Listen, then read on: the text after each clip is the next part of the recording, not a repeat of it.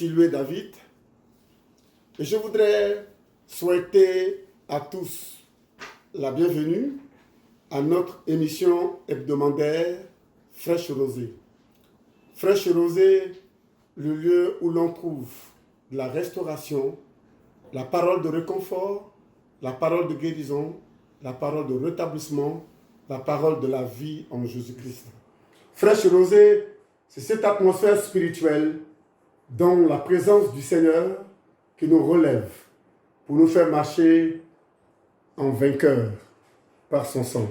Et prenez avec vous votre Bible, si vous en avez une, votre cahier de notes et puis votre stylo, parce que nous pourrions avoir besoin de prendre note.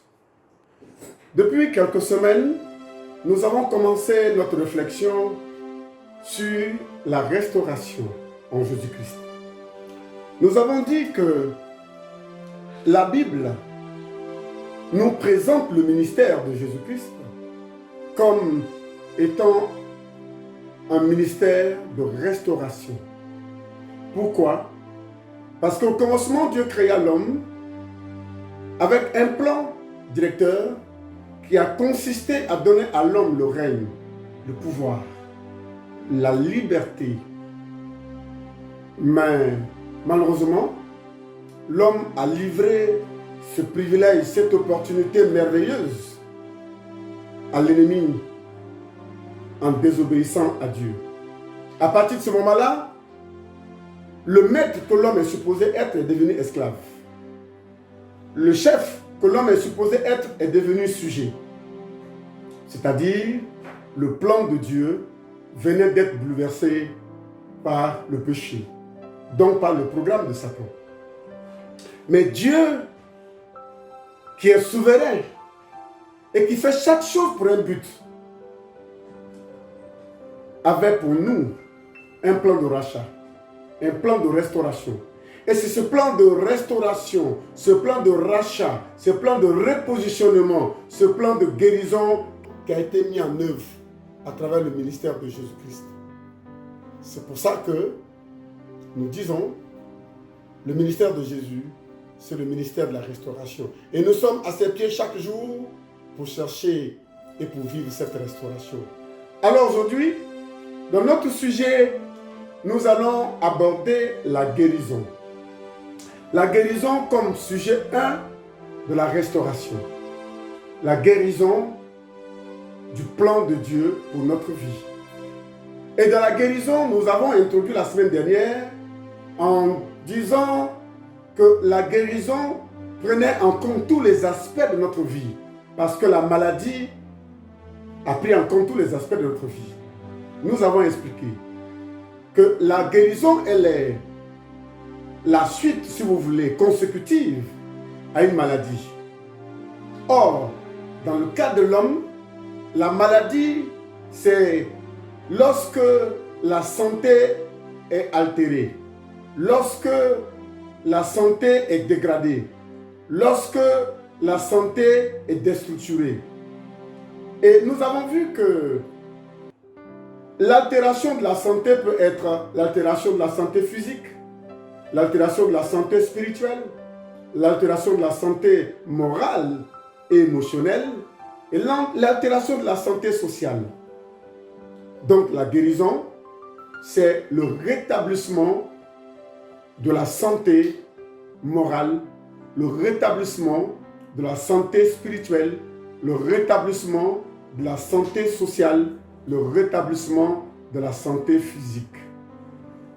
Je vous ai expliqué que dans l'ordre biblique, lorsque Adam a désobéi au Seigneur en mangeant le fruit interdit, la mort est intervenue, mais sous la forme de la maladie dans plusieurs aspects de sa vie. Ainsi, le premier domaine qui fut malade dans la vie d'Adam et d'Ève fut le domaine spirituel.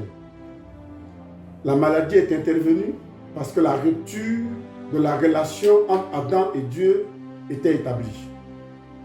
Dès l'instant où La relation entre Dieu et Adam n'existait plus. Adam se retrouvait spirituellement errant. Et c'est comme ça que l'homme qui a hérité des œuvres d'Adam est devenu un être spirituellement errant. Il cherche à s'accrocher à tout.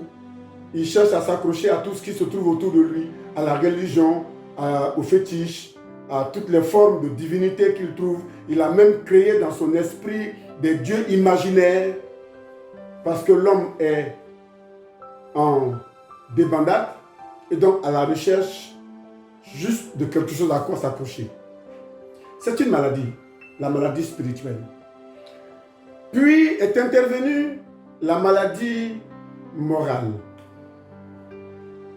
C'est aussi la suite du péché. La maladie morale, Adam qui était l'homme qui a félicité Dieu de lui avoir donné une merveilleuse créature qu'il a appelée la chair de sa chair et les os de ses os. Il dit à Dieu, tu vois, c'est cette femme-là que tu m'as donnée qui m'a poussé à ça. L'accusation. Moralement, on est atteint. Et on commence à s'accuser. On commence à s'indexer. On commence à chercher les coupables à ce que nous faisons. La maladie morale. Et cette maladie morale, elle a abouti à la désintégration de l'équilibre au niveau de la vie, de la famille d'Adam et d'Ève. On l'a vu dans la vie de Caïn et la suite. Puis, la mort sociale est arrivée. La mort sociale est arrivée à la suite de la maladie du péché. Le péché a produit la malédiction sur la terre. Et Dieu dit, la terre sera maudite à cause de toi et tu vas tirer de la terre ta nourriture avec beaucoup de souffrance. C'est à la sueur de ton front que tu vas te nourrir. Voilà les conséquences du péché. Puis, la mort physique est arrivée. Et la mort physique qui est causée par la maladie physique. Beaucoup d'ennemis se sont créés autour de la vie de l'homme sous la forme de bactéries, sous la forme de microbes, sous la forme de virus. Beaucoup de maladies sont nées autour de l'homme parce que l'homme a désobéi au Seigneur. Aujourd'hui, nous allons parler essentiellement de la guérison spirituelle. La guérison spirituelle, et pour cela nous allons lire notre texte dans le livre du psaume, le psaume, le numéro 103, et nous allons trouver notre lecture à partir du verset 1er. Il dit ceci: mon âme bénit l'Éternel, que tout ce qui est en moi bénisse son saint nom. Mon âme bénit l'Éternel et n'oublie aucun de ses bienfaits. C'est lui qui pardonne toutes tes iniquités, qui guérit toutes tes maladies. C'est lui qui pardonne toutes tes iniquités. Regardons ici, lorsque le psalmiste David il parle de la bonté de l'Éternel, lorsqu'il présente Dieu, il nous le présente ici comme étant le Dieu du pardon. Mais pour qu'il y ait pardon, il faut qu'il y ait maladie, il faut qu'il y ait péché, il faut qu'il y ait offense. Nous avons donc dit que la première maladie de laquelle Dieu nous guérit, que nous avons contractée depuis le péché d'Adam, c'est la maladie spirituelle. C'est-à-dire la déconnexion avec Dieu.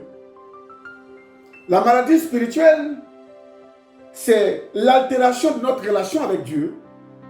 La maladie spirituelle, c'est la dégradation de notre relation avec Dieu.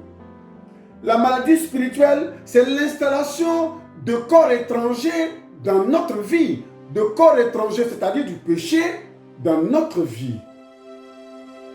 Ainsi, nous sommes devenus des hommes avec un état spirituel vulnérable, qui est contrôlé par le péché et qui est contrôlé par notre adversaire. Voilà la maladie spirituelle. C'est pour cela que lorsque nous regardons la parole de Dieu, elle est claire là-dessus elle dit dans Romains 3, 23, tous ont péché et sont privés de la gloire de Dieu. Tous sans exception. Toi et moi, nous sommes coupables devant Dieu par nos actes. Toi et moi, nous sommes responsables devant Dieu de nos actes. Et ce sont ces actes-là qui témoignent contre nous.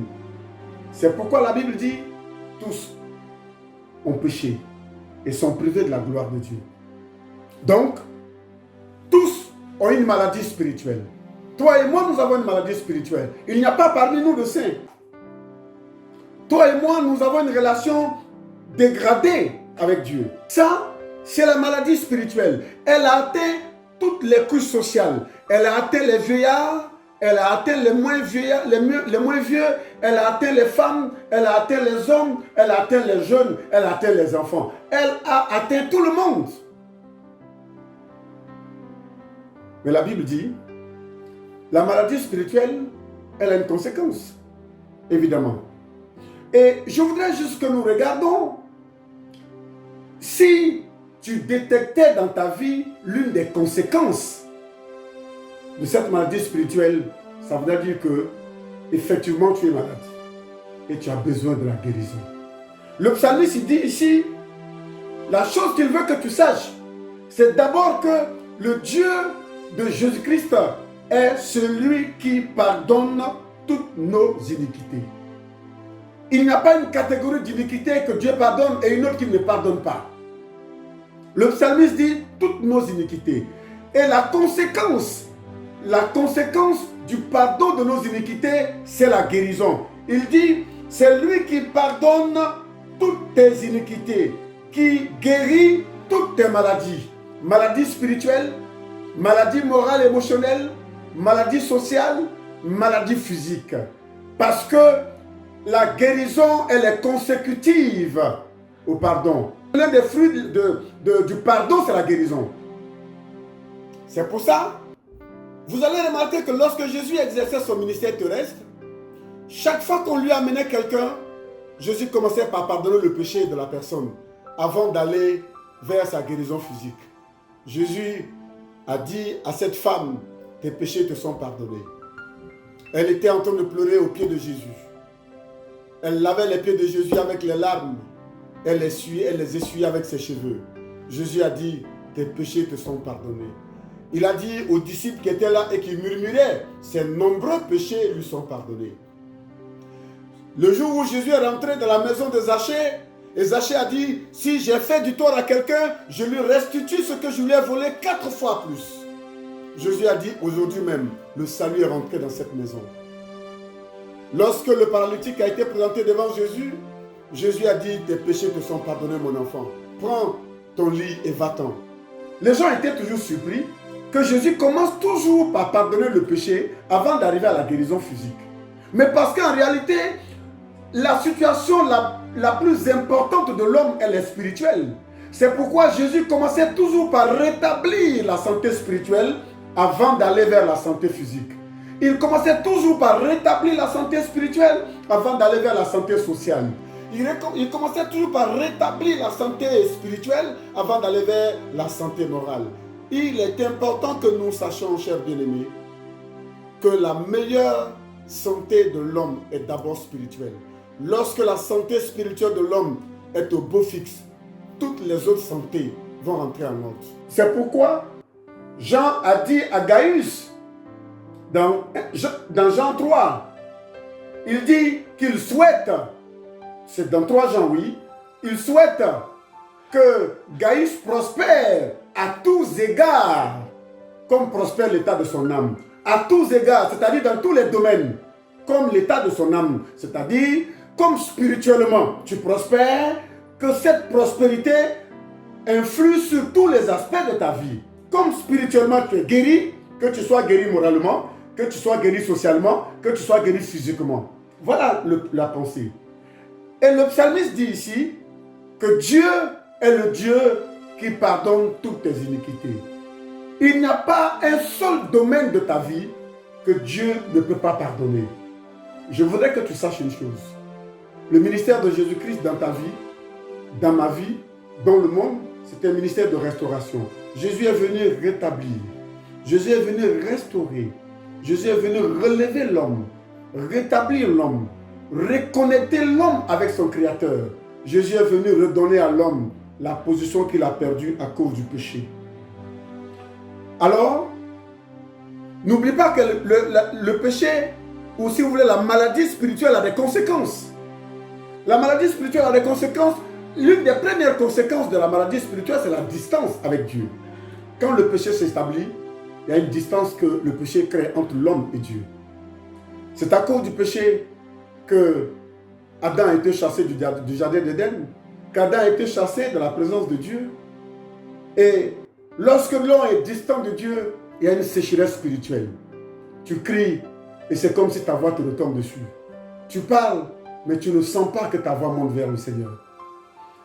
Ton esprit même est témoin et tu le ressens en toi qu'à cause du péché, à cause de ton mode de vie, à cause de ta situation, il y a une distance entre toi et Dieu.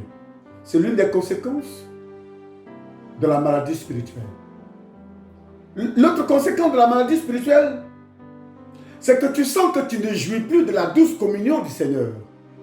De la façon dont tu peux être réjoui dans sa présence, tu peux être heureux dans sa présence, tu ne le sens plus. Chaque fois que tu as l'occasion d'être dans sa présence, c'est comme un sentiment de culpabilité, un sentiment de frustration, un sentiment de gêne qui t'anime. Ça veut dire, il y a une maladie spirituelle. Tu es spirituellement malade. Ta relation avec Dieu n'est pas bonne. Il y a quelque chose qui fait barrière entre toi et Dieu. C'est pour cela que la communion que tu peux ressentir, la communion spirituelle, tu ne la vis pas comme il se doit. Or, Dieu est un Père. Dieu est un Père. Il est impossible d'être dans la présence de ton Père et de ne pas sentir la présence, la douceur, la joie de sa présence. C'est malheureusement, beaucoup de personnes dans le Seigneur sont dans sa présence, mais sans saveur, sans joie, sans en tirer plaisir, parce qu'il y a une barrière, il y a un mur. C'est la conséquence du péché. Et puis, l'une des conséquences du péché, c'est la manifestation de la joie et de la paix du Saint-Esprit que tu manques. Tu ne sens pas la joie. Et c'est pourquoi Salomon a même dit, même dans la joie, le cœur peut être de la tristesse. Tu es dans la foule, tu es au milieu de tout le monde. Au moment où tout le monde se réjouit, il y a un sentiment de tristesse qui t'anime. Il y a un sentiment de culpabilité qui t'anime.